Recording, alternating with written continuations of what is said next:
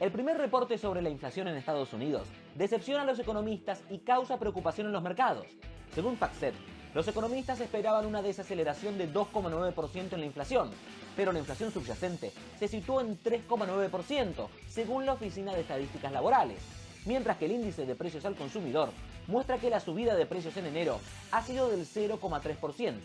¿Por qué la bajada de los precios en Estados Unidos no es bueno para la economía? Lo analizamos.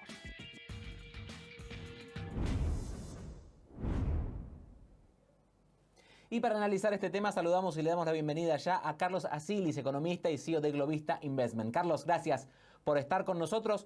Comencemos desglosando un poco lo que ha sido este nuevo índice de precios de los Estados Unidos. ¿Es una buena noticia? ¿Es mala? ¿Cómo tenemos que tomarlo?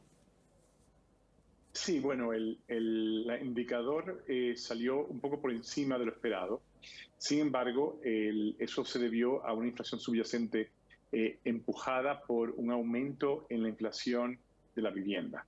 Y ese componente de la inflación de la vivienda que utiliza el índice que fue divulgado esta semana es fruto de un muestreo, de una tarea de muestreo, no está basado en inflación de los inmuebles, inflación de la vivienda, de comercializaciones, de transacciones que son cerradas. Es decir, estamos viendo una bifurcación entre la inflación de la vivienda, especialmente el alquiler, y lo que los dueños de las viviendas piensan que sería un aumento en la inflación de las viviendas suyas si fuesen alquiladas. Es un tema técnico, Iván.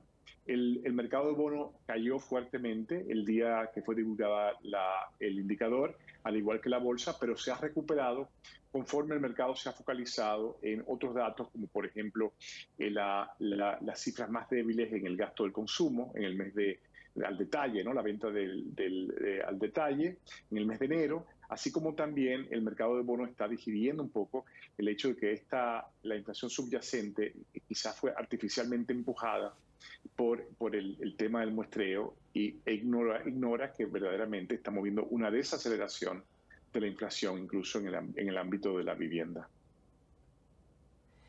¿Por qué se da en los mercados esta reacción, esta baja, después esta moderación? ¿Tiene que ver con que en realidad lo que están mirando es qué va a pasar con la tasa de la Fed? Absolutamente, Iván. Los mercados financieros en Estados Unidos están absolutamente centrados en lo que va a suceder con la tasa de interés de referencia, que es decidida por la Fed.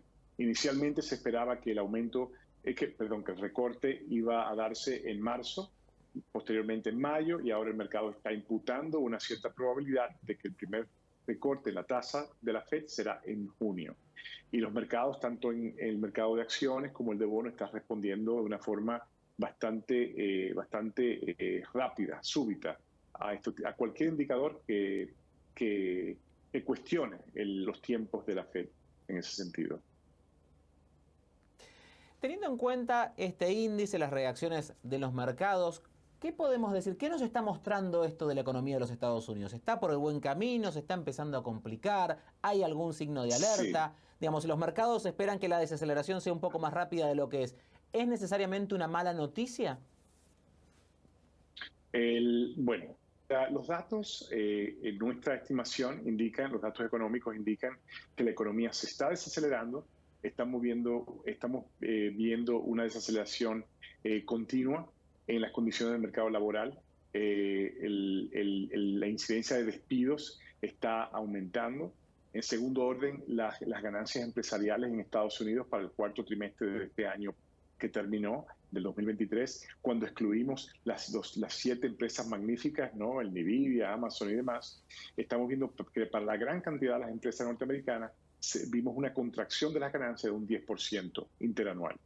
Históricamente eso significa que el mercado laboral va a atravesar por un aumento en los despidos, es decir, vamos a ver un aumento en la tasa de desempleo y eso va a llevar en su momento a que el Fed recorte las tasas de interés. Los mercados están digiriendo esta información y hay mucha incertidumbre conforme el Banco Central de Estados Unidos, la Fed, perdió mucha credibilidad en los últimos años al tomarse su tiempo, ¿no? Antes de subir las tasas.